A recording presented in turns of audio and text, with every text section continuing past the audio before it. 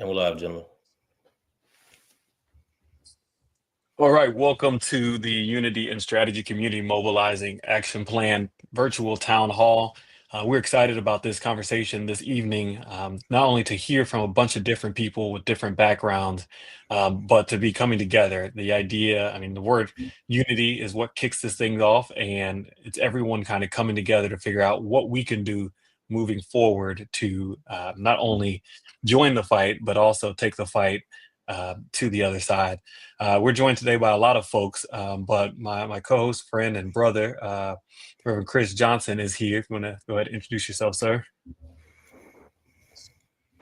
Good evening, everyone. My name is Chris Johnson, as Minister of Outreach and Discipleship at Good Hope Missionary Baptist Church.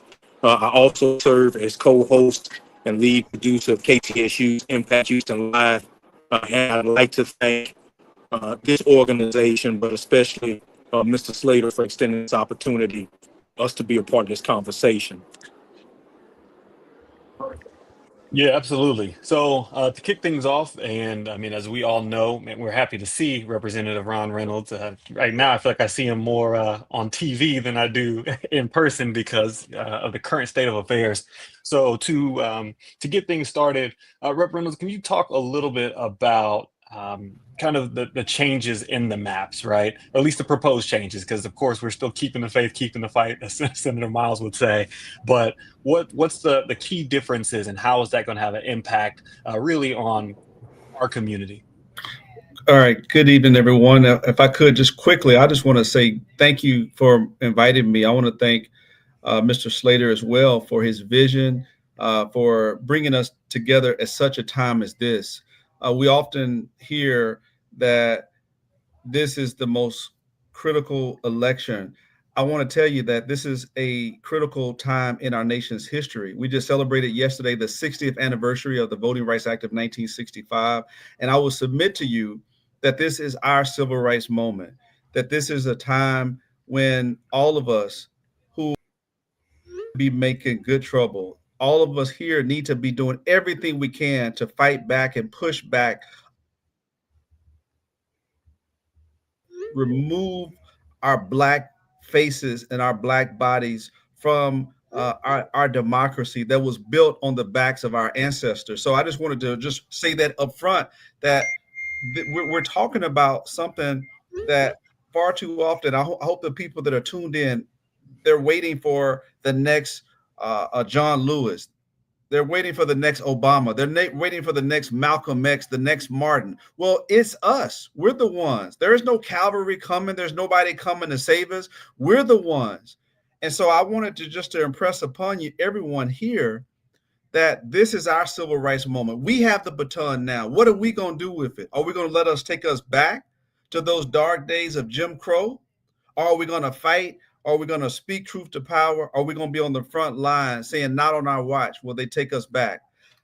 We are dealing with a proposed map, Brother Cofield, that is a racial gerrymander. And what do I mean by that? We have a proposed map that came from President Trump.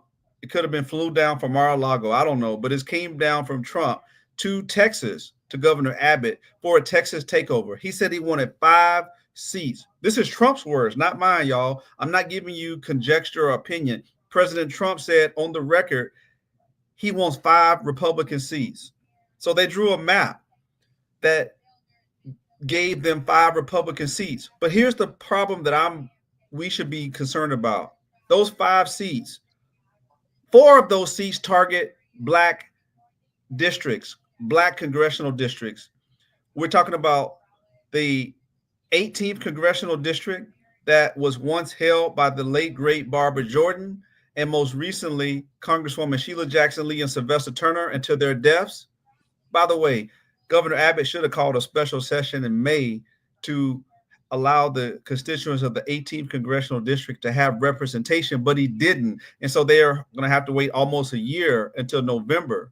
And then the 9th congressional district by our brother Al Green, who's been one of the fierce advocates speaking truth to power against President Trump.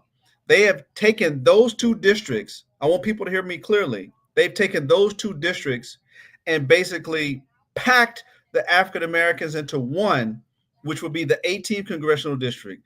They drew Congressman Green out of the 9th congressional district, made that a Republican district, and they made the 9th congressional district basically out of reach for Congressman Green. They drew him into the 18th, where under the proposed map, his house and 2/3 of his current constituents are now drawn into the 18th congressional district. Rep. Reynolds, can you explain to folks the kind of what I heard the term CVAP a lot during the hearings. If you can talk to them about that voting age population, one, what that means, and two, that this isn't so much so the number of black like representatives that are representing the state as much as it is the lack of representation for black people having a say as to who represents and what's going on in the state. So you can kind of parse out Sure. those two different Yeah. things. Yeah. So CBAP is citizen voting age population, basically citizens that are 18 of age or older that are eligible to vote, right? So if a person is an immigrant, they could be counted in the census, but they're not counted in terms of a CBAP. And basically you have I just want to just make it very abundantly clear, Brother Cofield, that currently we have 2 African American seats in Houston. We're going to have one based on this proposed map, because the way that you gerrymander and draw up the district with citizen voting age population.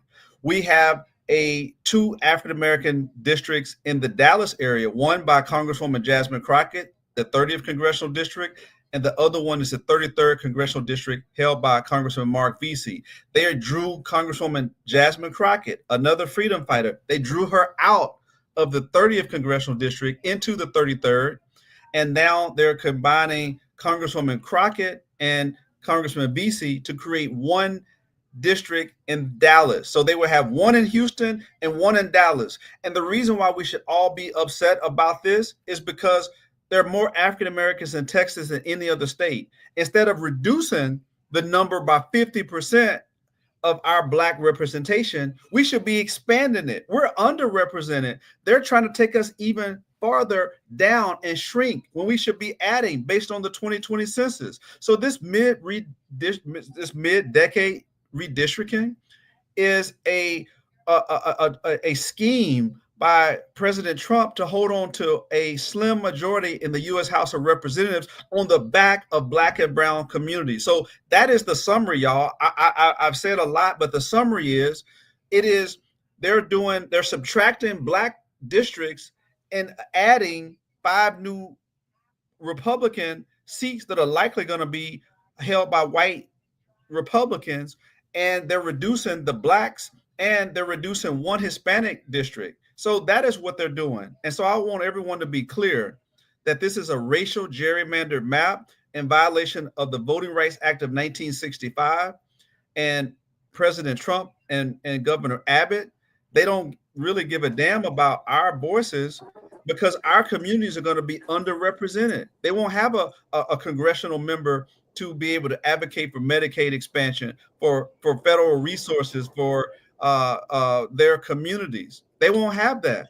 Just like we don't have a congressional representative right now in the 18th congressional district, and they lost out tremendously in Congress when it came to the budget.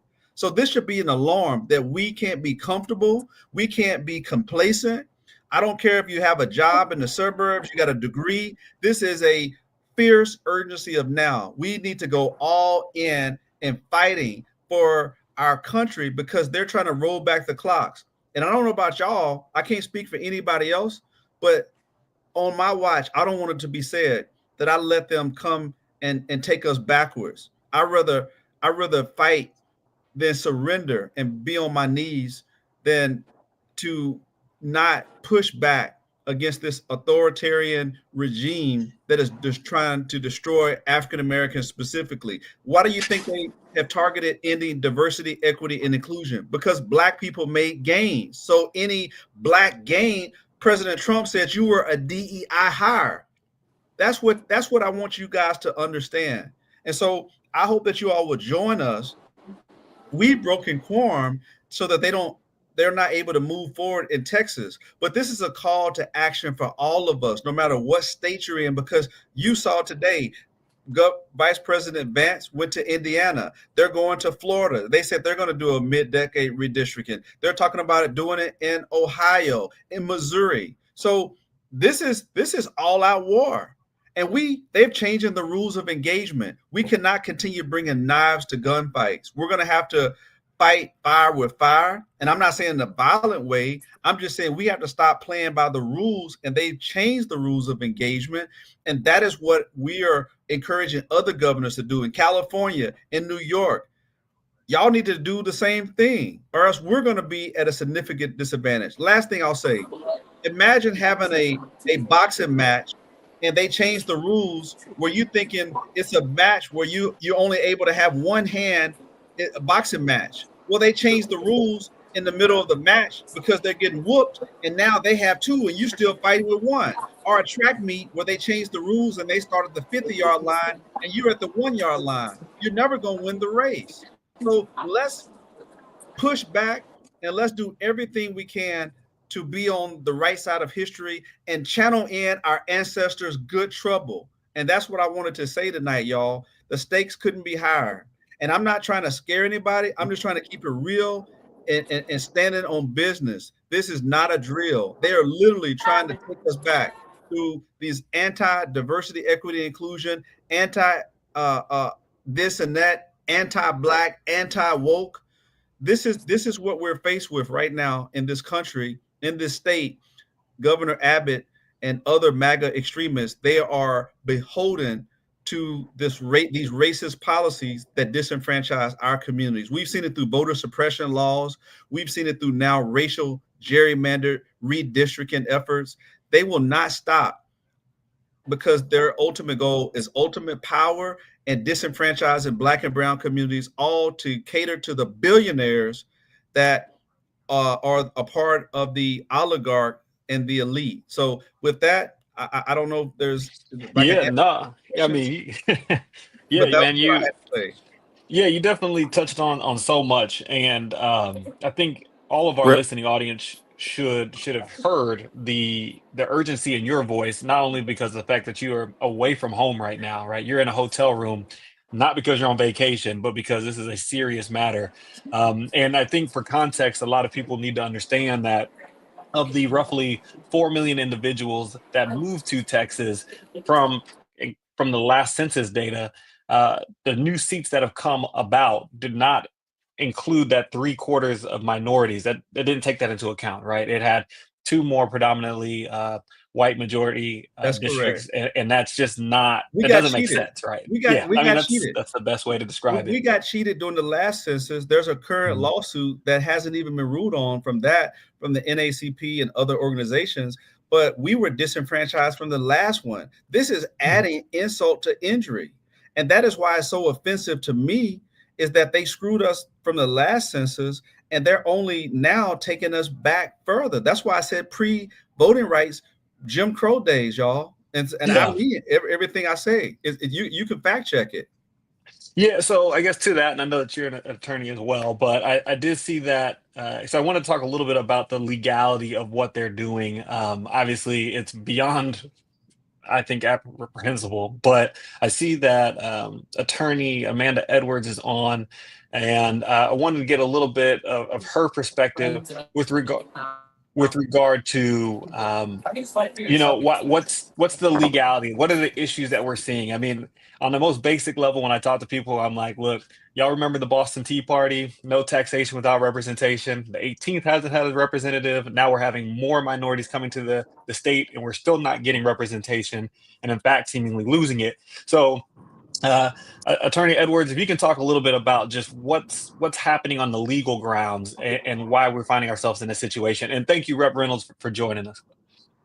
And I too want to thank Representative Reynolds for having the courage to break quorum and also being willing to continue to elevate and this message, because people have got to know one of the things that is so unbelievable about this process is the speed at which this is taking place. And so by way of them breaking quorum, it slows this train down. and allows us an opportunity to actually put up a real fight.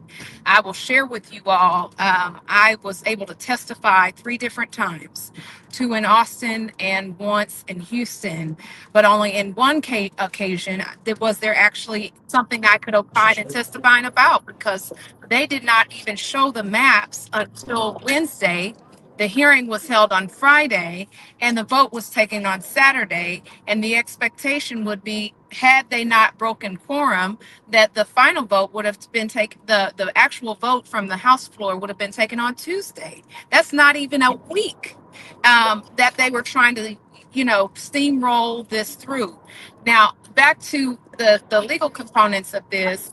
This is, we have a redistricting process that ensues once every decade, and it's tied to census data, and that comes out every 10 years. And so they have already embarked upon a process in which they spent taxpayer dollars to then redistrict, as was highlighted by Representative Reynolds, and they came up with the maps.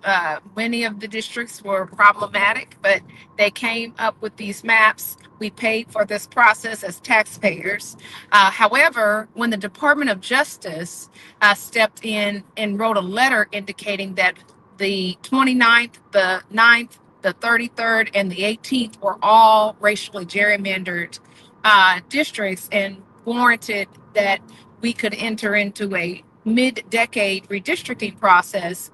That was their gateway into further suppressing Black and Brown voices through this process. And so they have now begun this process of trying to make distinctions of things.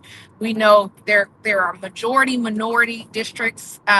Generally, most people just call districts that are comprised more of majorities. They call that majority minority, but in a legal sense, there's something called coalition districts, and there's something called majority minority districts. And the argument that they have made is that they are creating majority minority seats by way of creating this new Republican seat that is District 9, and what they've done to 18. And truth be told, as Representative Reynolds has stated, there is still an extreme disconnect in terms of the representation of minorities. We have over 60% of the state that are minority, and obviously not 60% of these seats are minority. So you understand that there are disconnects in terms of the representation, but they are trying to pin people on this notion of the difference between coalition districts and majority minority seats. Of course, there's been some Fifth Circuit rulings pertaining to that, and so they're bringing that into the testimony we're hearing. But ultimately, the bigger and broader question ought to be and is, are you having the effect of suppressing Black and Brown voices? And with this redistricting, we believe that there is the impact of suppressing Black and Brown voices. And as a result, that is the legal basis for which we have to back up our stance of stopping this redistricting process, as it is counter to Voter Rights Act, and also counter to the protections that have been established in the courts. It used to be the case a while ago that you had things called pre-clearance Yeah. based in the Voter Rights Act. Well, that's gone now. That's been gone for quite some time. But pre-clearance required those maps to be submitted for review prior to the full adoption of the maps. And so just what we are witnessing is the erosion of the protections that have been put in place that stem from the civil rights movement. And they're continuing to chip away at those protections. And so they You know, try it's to, I've watched them interesting. take witnesses down slippery slopes that they should not. It's interesting, Attorney Edwards, because it's almost like this is almost like a pre-clearance type event, right? Where it's the state put out a map, argued that they did it right, and then instead of it being a court saying that they did it wrong, you get this from Pam Bondi and the DOJ saying that actually it was wrong, but obviously more so for nefarious purposes and not to increase representation. But we find ourselves in an interesting time that, seemingly up is down, down is around, and it's hard to try to pin down what they're trying to do besides that they have some sort of ulterior motive. But yeah, I think one of the things that we heard frequently, and I guess as somebody that did testify, I just want to hear your thoughts briefly on this. Um, I heard a lot of representatives on the right stating, we should do this because we won the national election, and there was a disconnect seemingly from their own actions. They were just saying like, "Hey, this is what happened at the top of the ticket." Can you just shine a light just briefly on your thoughts about why they're taking away their own personal accountability for their decision for the vote and just saying president says so? At the end of the day, I say this all the time: right is right and wrong is wrong, and you cannot change the goalpost in the middle of the soccer game. And that's exactly what is happening right now. We've got them moving the goalpost, changing the rule midway through, because they want to gain. They want to gain more advantage politically, as well as suppress these black and brown voices. Sometimes people, suggest that those two things are mutually exclusive. They are not. Two things can be true at once. You can have the goal of suppressing black and brown voices, which is clearly the case at this point in time, and we see it and are feeling it. I can't tell you how many people I've been talking to as somebody that was born, raised, and still lives in that 18th congressional district, and the part of the district where I grew up is gone from this proposed new map. I have had so many conversations with people who are reeling from this, because we take pride in our community. We take pride in this identity and shared experience, having been from a district that was once represented by Barbara Jordan and Mickey Leland and all of these legends. And then now to just simply say, oh, well, we're plucking you up and putting you away. And we're doing it in a way that doesn't suit you or allow your voice to be amplified. That's Yeah. wrong. And they are not playing by the same rules. They are making it up as they go along. And the rule that they're playing by is, we're going to do as much as we can get away with doing. And who's going to stop? And that kind of mentality is not only dangerous in this situation, but it's dangerous because it's not sustainable for democracy.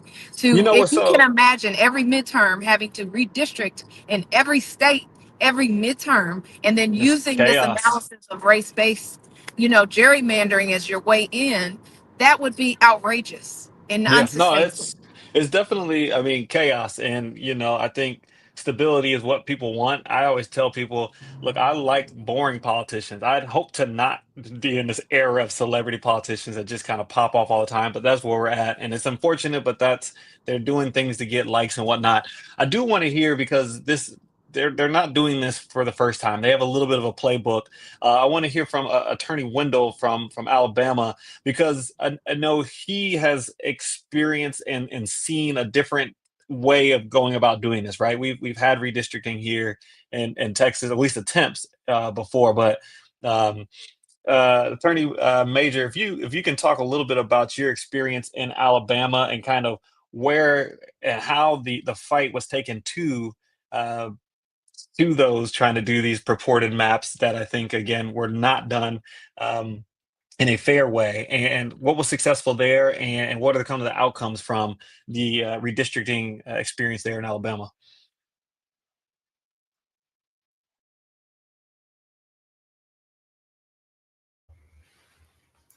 He maybe having some technical issues, so we could just wait on him and probably go to Mr. Martin.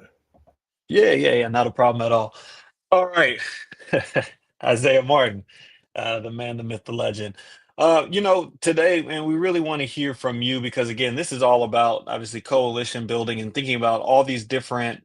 I think we're all trying to move in the same direction and trying to get there different ways. And I think now it's like, all right, we need to kind of our powers combined. I don't know if you're old enough for Captain Planet, but that was a thing, right? How do we really get this all together to make it happen? So, and we want to hear your thoughts on the younger vote, right? And not to say that you have to speak for every young person, but what are some ways that I hear and I read stories about wanting energy or wanting some change or wanting something new? How do we kind of roll this into a greater movement so everybody benefits?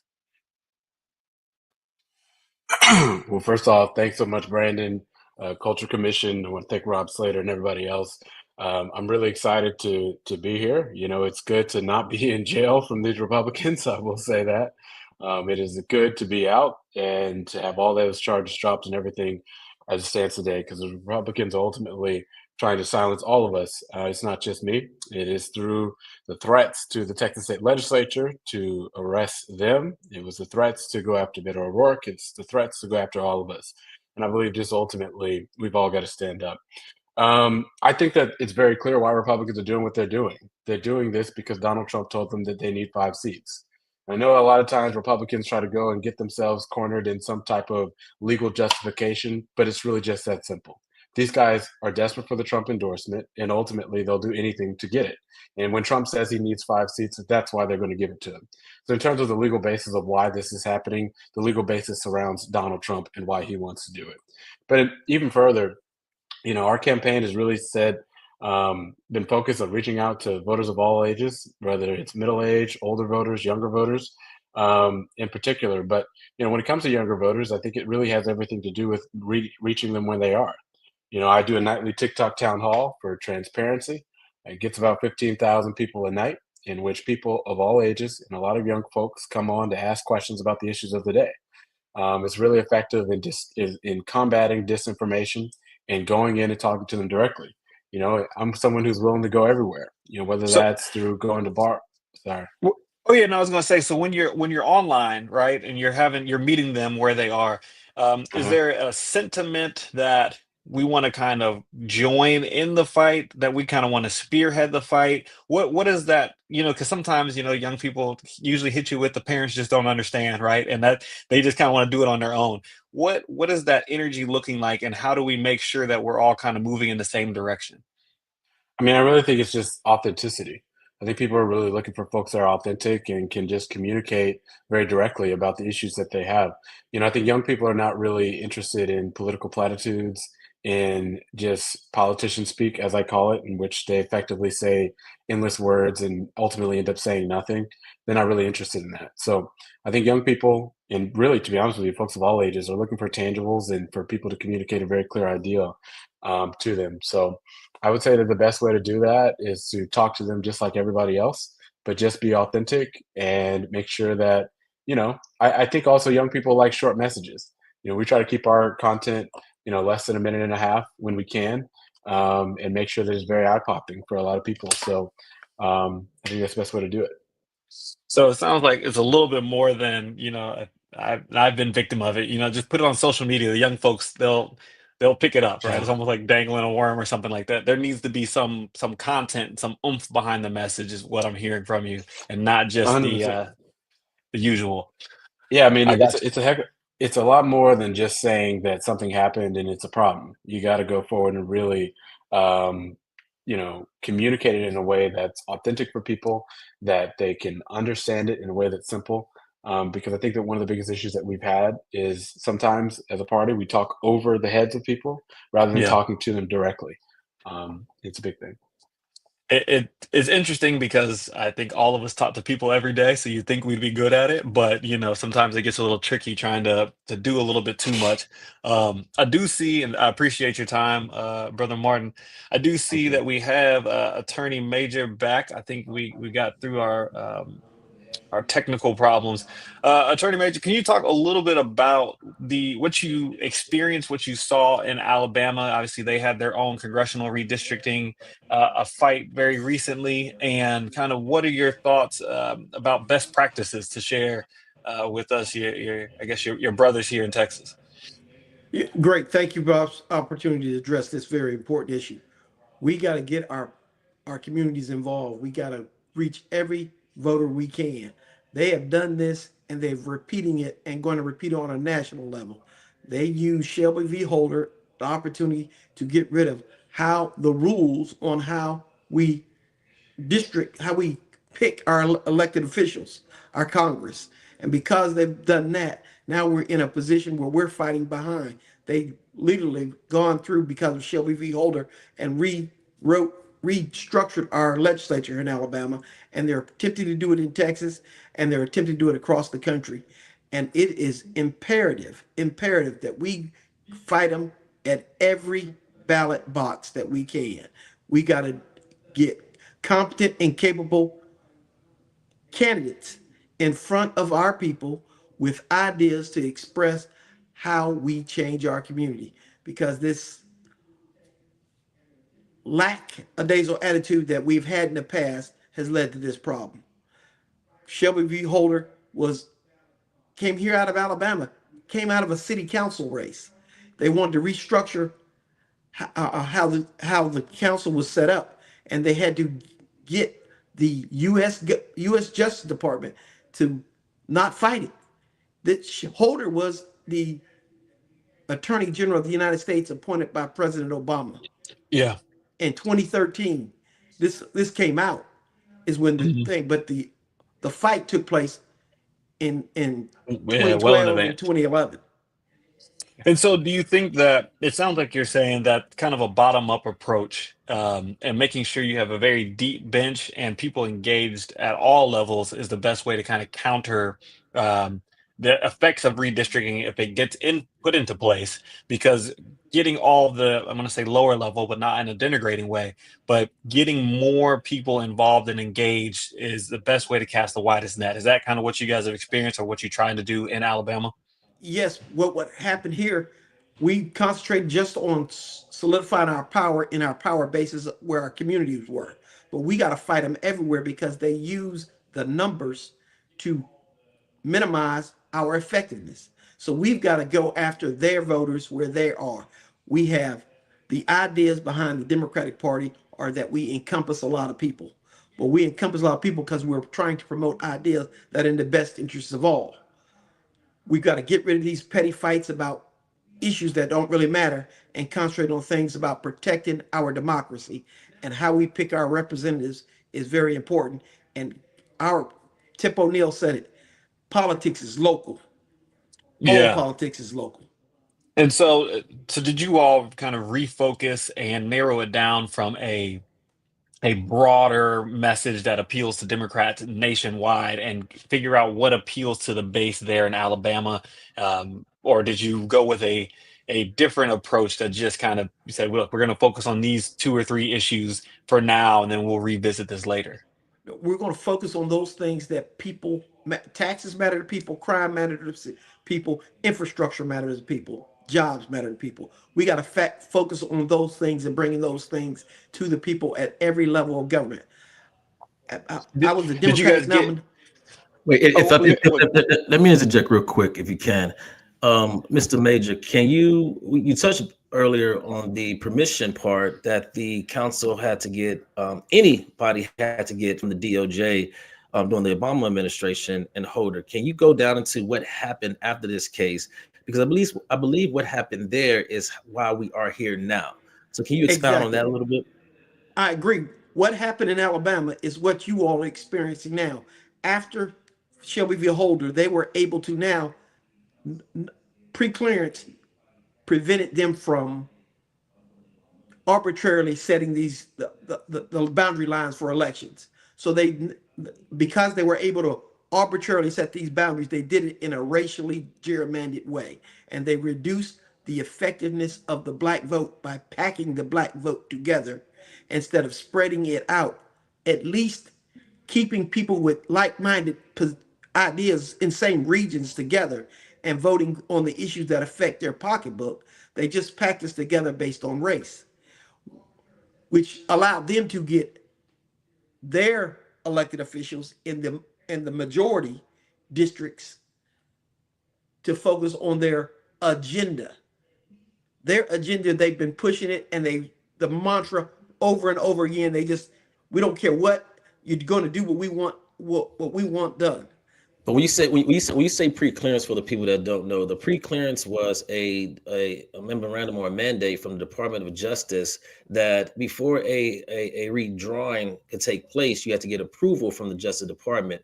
And the city council then sued during the Obama administration against that pre-clearance, saying that it was I guess the executive branch couldn't do it. It had to come from the legislature. It had to come from Congress to establish that. Right. Did that Yes. ever take place? Pre-clearance was required by the Voting Rights Act of 1965 because they had historically in southern states, I think it was 13 southern states, had discriminated against black voters based on race. And we had data from the 60s and the 70s that required that demonstrated that they were discriminating based on race. So the Congress had to come up with a formula to prevent that. That's what preclearance was. Which states had to go through preclearance? Well, the southern states kept saying, well, we've gone past that. We haven't done that in some time. So now you can't use the data from 1955 and 1965 to determine who needs to be preclearance. And the Congress, which was majority Democratic at the time, failed to address the issue. Because they failed to address the issue, they sued these southern southern city council candidates, sued saying you're forcing us to preclearance. The states joined it, the southern states joined it, saying, hey, look, we shouldn't have to submit to the Justice Department of the United States why we want to restructure our lines and prove to them we're doing it for a race neutral reason. Because they don't have to do it for a race neutral reason, they can do it for political reason, i.e. Republican, Democrat. So now they're using in Texas, we're not doing it because of race, we're doing it for political reasons. We're going to foster our political party. And the Supreme Court is taking the position because they're doing it for politically, it's not a judicial issue for the Supreme Court to review. And that's why we got to focus it on the issues that bind us as Democrats or as a people, those issues that bind us generally, because they won't be able to overcome the numbers of people working together to achieve political goals. We've too long focused on race, and we got to make it focused about what our bread and butter. Black people and white people, particularly the poor people, have the same problems. The one percenters are taking advantage of the rest of us. And if we keep focused on things that don't matter, we're going to end up with a system that prevents the vast majority of us from having elected officials that work in our individual interest. So, Attorney Major, when this went down in Alabama, what was the? And again, I'm just personally curious. What was the response from your elected officials? Obviously, ours have broken quorum. I don't know if you all have that option there, but kind of what was the approach there? How did the community respond to try to support whatever effort there was to push back? Because what happened was a court case. After the court case, then there was no preclearance. When the state as a whole fought to get rid of it. The few elected black officials here were all okay. We're going to work together. But those individuals who were Democratic leadership, the whites in the Democratic Party, migrated to the Republican Party. Now they're the same individuals who saying, "Hey, look, we just need to create race neutral districts that foster their agenda." No, that makes sense, and I appreciate you being here with us tonight because I think it's important for people to see. And I mean, they always say history only repeats itself, and so it's good to see and learn, hopefully, from your experience in Alabama, and hopefully move forward in a way here in Texas that will allow us to really, I mean, overcome this hurdle and at least have a plan. And so, to that end. Mr. Slater, I want to hear from you, hear your thoughts about not only this current situation, but what the Culture Commission's plan is moving forward, the idea behind even bringing everyone together, right? This takes some forethought. You got to be premeditated to gather us here today. So what's the background for this? What do you see moving forward as an effective solution to our current predicament? Well, thank you for that question. And the truth of the matter is that, we are supportive and we have to be supportive of our elected Democrats and for breaking quorum, because that allows us time to strategize. But now it's also time to go on the offense. As a businessman, as a community advocate, and as all of us, let's take a moment to think about the past. They want to make America great again. Well, we beat them then, and we could beat them now. But it was under the guise of leadership and unity. Unfortunately, these days, we don't have true leadership nationally and even locally sometimes. And though I aspire in politics, there's a ceiling to the political realm. There's only so much that you could do. And that's why our elected officials right now is using their right to break quorum, because it is a tool, just like filibuster, so on and so forth, that they have in their disposal to use. But that's not the only thing that exists when we as a community continue on to lose. So just like in the past, where we had a common interest, where we shared values, where we worked together so often and so much to come together for a greater good. And I think that, let me pause right there. Is that my screen frozen? Can you guys hear me? Yeah, we can definitely hear you, but it appears that the screen is frozen. All right. Um, Let me cut that off. Cut that off. Look right. All right. so yeah. so much is that the point is that we have to come together in unity. So what we have done and what we have looked at is to say, you know what, guys, we cannot continue to keep on being distracted. Yeah. We cannot continue to keep on being led to think and forced to react. And that is how and why we keep on continue to lose. And so we spend a lot of time even now talking about the problems, talking about how do we get here, having punditry all across social media, but we have not a plan. We have not the coalition from a community base, from the ground up, from the grassroots, which has always sustained us to overcome these challenges. And so it's not just about the debate of what our elected officials are doing, what they can do, what they should be doing. Now is the time to say, what are you doing? What can we do? And what should we be doing? And so with that being said, the Culture Commission Coalition, along in partners with a lot of think tanks around this country, nationally, organizations, faith-based leaders, so on and so forth, and grassroots organizations have been talking about this since the day that they said that this was going to be a special session. And we've been waiting and watched, and we wanted to see what was going to come out of it. And we realized that we are failing because we keep continuing to meet the Republicans where they are. Where we must win, we must meet them where they're headed, to the destination. So game on. Let's look at this map a little bit differently. As our elected officials fight the good fight, and we pray that justice can come out and prevail and that we will keep these maps for the most part the same. But what if it doesn't? What if that they push this through because they have no checks and balance with law? They have a petty president that don't give a damn about the Constitution.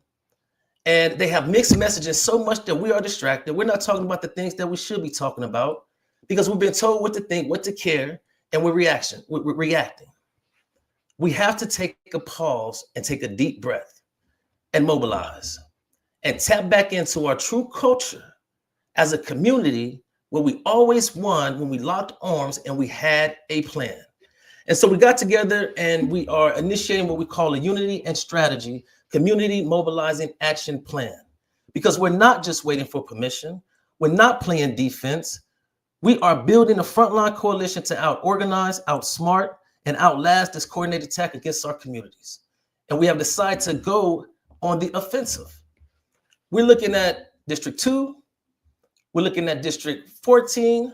We're looking at District 15, District 38, District 22. And let me break some of this down to what I mean by what is happening. District 2, for instance, it has a growing diversity in the suburban shift. District 11, infrastructure disconnect, huge Latino population growth.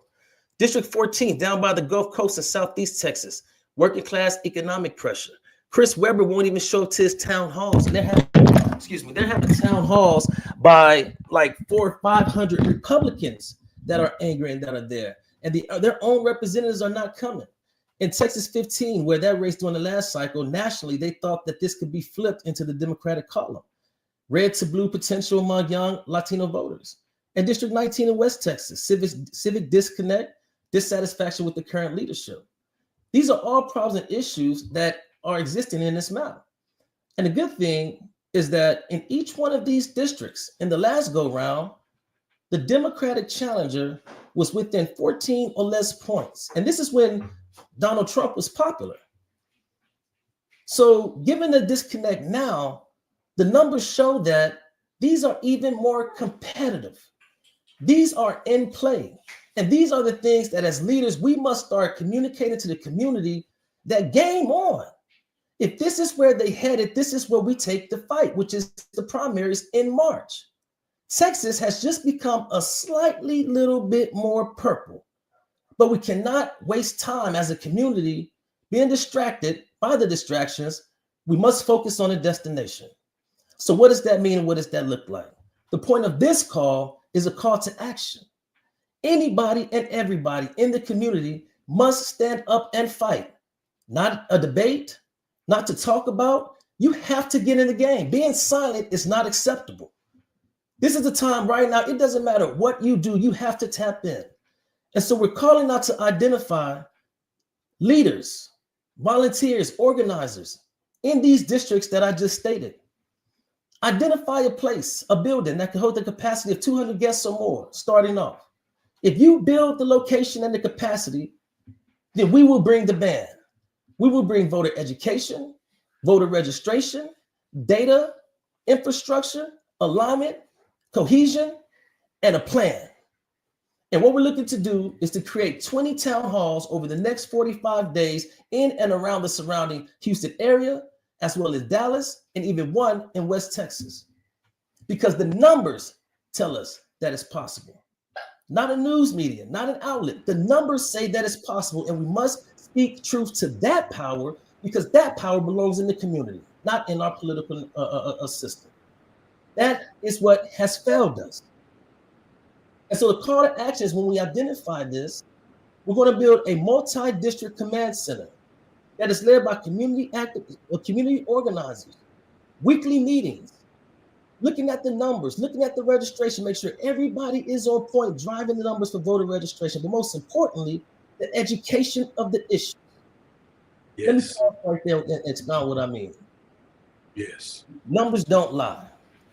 If we take off the far left, if we take away the far right, you have 42% of America, conservative Democrats, moderate Republicans, and independents. Let me be clear, folks. We cannot win this alone, period. So starting with the messaging, we have to extrapolate and separate the MAGA maniacs and this nonsense from true conservatives and Republicans that we may not agree with their ideology. We may not agree with their perspective, but we have more in common, and we can work with that group because they're suffering just like us. We can't leave nothing on the table. So messaging, we must reach out to the middle. We must expand our tent and open up, because we need them to help them get that cancerous disease led by Donald Trump out of their lives once and for all. So we're going to coordinate the messaging to the ground, to the grassroots, and get it out there. And most importantly, out of these 7 seats that we identified that we can flip, 4 of them do not even have a Democratic challenger right now. This is a failure on the state Texas Democratic Party, as well as some of these local counties. But to be fair, none of us saw this coming. So the community as a whole can help our elected officials step up and fill in these gaps, and coming together with disenfranchised Republicans that has been taken over. We must come together and get rid of this and break the back of this MAGA movement once and for all. And let me tell you, this is not just a rally cry being naive. This can happen because the numbers say it so. So what is the next step? What does this look like? After the town halls, we'll mobilize. We'll create a pipeline of resources, information, get out the vote registration information, phone numbers, addresses, voter history, and we will get these teams and boots on the ground so they know where to go. We will coordinate across the aisle to Republicans who is disenfranchised with the policies of Donald Trump, and they're suffering and understanding. We'll create messaging and middle of the ground candidates that connect to them to get them into our tent. We'll work with our Democratic partners that is running up against Republicans, like Mrs. Hunt going against Wesley Hunt, and we'll give her the support. If her campaign is needing those, it's not just PAC money, it's boots on the ground and messaging. We are running a race that has no boundaries in this cycle, and everyone must understand that. So in conclusion, grab a pot, grab a pan, grab a broom, grab something and come outside and join the fight. So at theculturecommission.org, we have a form there to fill out and join the fight. culturecommission.org. You can do t-shirts on the side. We need you for merchandising. You can be a team leader, organizer, whatever it is. Join the fight for free. We need your help. We need to deploy and reinforce the battleground. But let me tell you, they want 5. Ladies and gentlemen, I'm here to tell you the number said we could get 7. And we're going to show you how. We can get 7. And they know this. They're mad behind the scene. So, again, what if? What if these maps pass? Well, guess what? We're going to meet them. We're going to meet them at the destination, and we're going to take these seats back. That is what community do. So we're going to roll this out in full detail. Right now, the call to action is for everyone to please share, please get involved, sign up. We're building multi-layer teams. We're building command centers. We're about to start having virtual meetings on plans of actions, building out budgets, building out resources on a national level, and all hands on deck. The media is shutting us down, but we got influencers on deck. We're creating our marketing and our messaging. We're taking the fight to them by going on the offense. So go to culturecommission.org, sign up. We're going to reach out, see where you can fit in. If one of these districts is in your district, volunteer. Most important, I don't care who, it doesn't matter. Join the fight, and we're going to show you how it can be won. And that is our plan, starting right then and there. I see I'm still frozen. I don't like that. Can you guys hear me? Yeah, we can definitely No, we still can hear hear you, you, man. man. Gotcha. So we're excited about it. We're steady getting numbers on a national level, some resources coming in where we could teach these organizers how to organize. We're going to get in the blitz to find qualified candidates and get them in these seats that has not been fulfilled yet. And like you say, all politics is local. So they're trying everything that they can to get the representatives back. And we cannot wait any longer on a what if. We cannot wait any longer. They have shown us what they're going to do, and they don't give a damn about the law. Okay, game on. Game on. We're on the offense now. We are going on the offense with an action plan to flip the tables. And the numbers say that we got 7. So they made a mistake. And that's what happens when cheaters get caught. They get caught because they made a mistake. And damn it, we found where they made a mistake, and we're going to turn the table. So we're excited. We need everybody involvement. And then next week, we hope to have a further plan of more details of seeing where our teams are. We're building boards for reporting and oversight. And we're going to build multi-district command centers that is going to keep track. And we are going to do this together because that's what's needed. So lastly, understand that this unprecedented election is not about the issues. It's not about healthcare. It's not about women's rights. It's not, and that hurts to say, because that doesn't matter if you don't have democracy. If you don't have democracy, none of that stuff matters. So this is a matter about democracy versus dictatorship. And anybody can vote for that. What you gonna do? So I'm excited. Thank you guys. And again, culturecommission.org. Spread the word, and we can do it. We need everybody to join the race, and we have it figured out. We have the data behind it, and it's on now to support our elected officials and the community. Stand up, rise up, and let's get it. I see Miss Hunter is in it. Game on. Must fight on all fronts. We're gonna have her on next week to go ahead and take Wesley Hunt out in District 38. We're gonna take District 14. We're gonna kick Chris Webber out of there. We're gonna take District 2. We're looking at District 22. A lot of opportunities down there. We just got to create a space for those that don't want to vote for Trump. Where can they go? And so we're going to get those guys on board, build that coalition. And I guarantee you, come March, history will write itself that this community stood up with a strategy and a plan against all odds. And we are the one who won this fight, the community. So thank you guys for having me, and I look forward to it.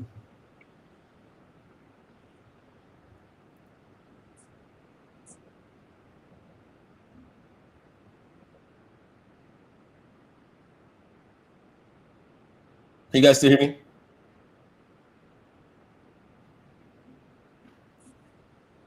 Mr. Cofield, Mr. Johnson, can you hear me? I can hear you. Okay, gotcha. So I guess that's all I have. If you want to go ahead and wrap it up. Absolutely. We'd like to thank all of our speakers who got on the call today.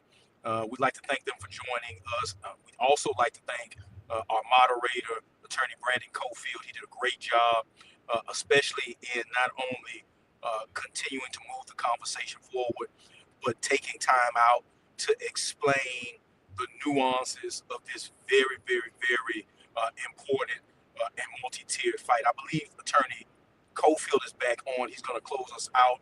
Again, we want to thank our host, Brother Slater, for having us join this call. And Brother Slater, we're answering your call to mobilization and your call to action, and we will be joining you.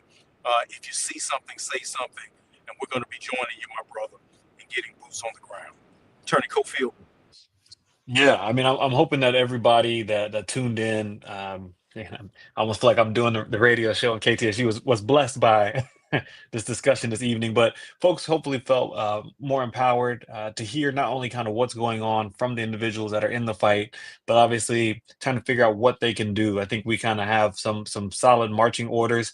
Um, Brother Slater told us, hey, if you got spaces, we can fill those places. And I think that's something to take to heart. Everybody has a gift and a talent and something that they can do to add to the fight. And so please go to the Culture Commission website, sign up, stay engaged, get a part of the newsletters. Any information that you can get is going to do a wonder to move those and ultimately flip those districts in our favor. So again, thank you for joining the town hall this evening, and have a good rest of your evening. Thank you, buddy. Thank you, guys. Appreciate it. See you soon.